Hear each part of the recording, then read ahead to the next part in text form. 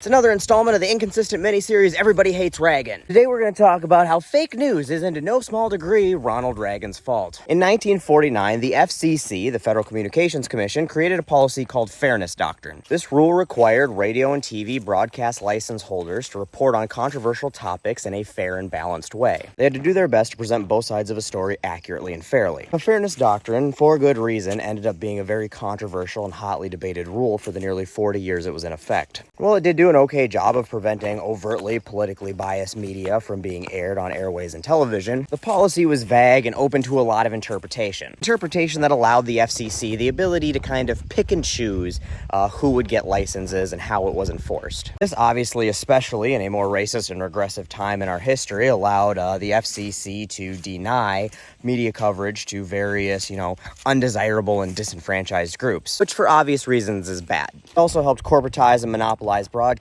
by limiting competition, and it often caused broadcasters to limit the types of topics they would cover to avoid the wrath of the FCC. It was also criticized for violating the First Amendment for a number of reasons. Obviously, a government agency telling you what you can and can't say gets a little hazy there. However, there was lots of censorship in media at the time that very overtly violated the First Amendment, arguably more so than Fairness Doctrine. One of the main differences being where a lot of regulations prohibited what movies could and couldn't show in certain localities and states, which were privately produced works of art and speech that were privately aired in private establishments. Radio and TV used federally regulated licenses to broadcast over public airways. And so there's an argument to be said that those public airways shouldn't be allowed to be used for privatized or political propaganda. However, whatever your issue or view is on the Fairness Doctrine rule itself, the reality is that overtly biased political punditry and propaganda was not nearly as prevalent as it is today. Now, by the 1980s, after a lot of criticism, the FCC decided that it was going to overturn this rule. As a result, in 1987, a bipartisan congressional bill was passed to codify Fairness Doctrine. Think, cool, Fairness Doctrine lives to see another day.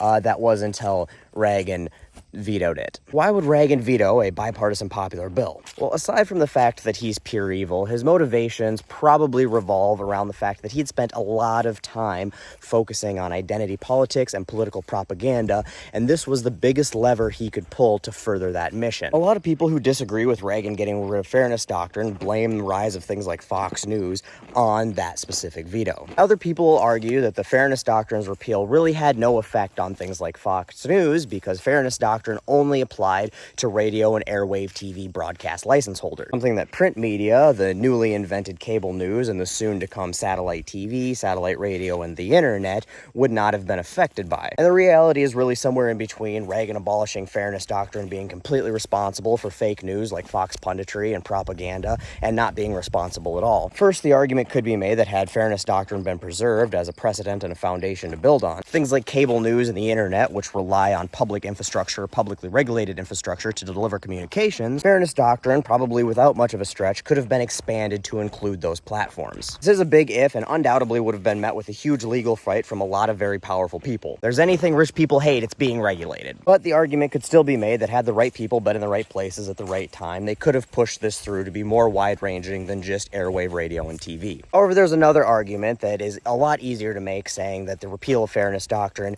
at least hastened, if not gave rise to things like Fox News. And that's the precursor to politicized cable news, which is talk radio. Most notably, in 1988, the year after Reagan repealed Fairness Doctrine, the man who's thankfully now sitting on a pineapple next to Hitler in hell, Rush Limbaugh, launched his radio talk show. Rush's conservative punditry, masquerading as news, became wildly successful, and other talk shows followed suit. And this was the blueprint, the appetizer, the stepping stone. The radio's a lot cheaper to produce and cancel than television. So cheap conservative talk radio was able to pave the way for television media to step in later. It showed that there was a profitable market for it, and it pre-built a base to pander and sell their bullshit to. So it's my hunch that conservative talk radio, like Rush Limbaugh, that was a direct result from the abolishment of the Fairness Doctrine, is what hastened Rupert and Roger's entry into conservative cable punditry 8 short years later. Now the question is, did Reagan ruin news media by fostering punditry? Or with the rise of cable and satellite and the internet, did he just hasten the inevitable? And since everything is Reagan's fault, the answer is obvious that this too was Reagan's fault. And this, in my opinion, machine comes down to timing and generations. See, had conservative talk radio never been allowed to take root because the FCC would have kept fairness doctrine, cable punditry masquerading as news probably would have taken a lot longer to adopt and been a lot less successful. And this matters because it got popular when baby boomers had the most political and societal power. And that generation is the most uniquely susceptible to falling for fake news, and that's not entirely their fault. They just lack the critical thinking skills to be able to decipher it because they were never taught them, in large part because fairness doctrine existed. Because fairness doctrine existed, they never had to worry about vetting their news sources growing up. So they were never taught it.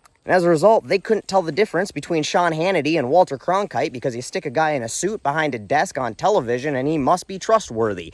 That's the way it is. This allowed them to sell political propaganda packaged as news to boomers for decades. They sold them on tax cuts over the rich. They sold them on impeachments over a blowjob. They sold them on never-ending wars in the Middle East. They sold them on deregulation. They sold them on conspiracy theories about climate change. And the reason this timing matters is because they are the only generation that could have fallen for that bullshit on such a massive scale at a time when them buying it had the most profound and devastating impacts on society. Because once you get into the early 2000s and you get into the next generation of young X and millennials, they grow up with the internet. It's where they start getting their news. It's what they use to research things for school projects. As a result, schools, as early as elementary schools, need to start teaching kids how to vet their fucking sources and how to identify reliable sources from non-reliable sources. Does this ridiculous headline, like women are having abortions up till birth, sound too ridiculous to be true? Probably is. You should double check it. Does the conservative caller patriottribune.net sound a little sus as a news source? Maybe you should look into that. They taught us about peer-reviewed sources and cross-referencing sources and how to watch out for biased language. And with the internet, younger generations changed how they consumed media. We do not have the attention span to listen half the day to some idiot on the radio tell us about how painting our roofs white is going to solve global warming. Oh shit, that's something I heard on conservative radio in high school when I was driving a guy around for work for extra cash because he had like 4 D-dubs, and that's all he fucking listened to. The days of finding gigs on Craigslist. Also didn't last very long because he didn't want to pay me for all the time I spent sitting while he was in his jobs at the job sites doing them because I wasn't actually working. If that doesn't sound like the philosophy of somebody who spent too much time watching Fox News, I don't know what is. So in the off chance a guy or somebody who knows a guy with a stick shift Ford Ranger who around 2006 or 2008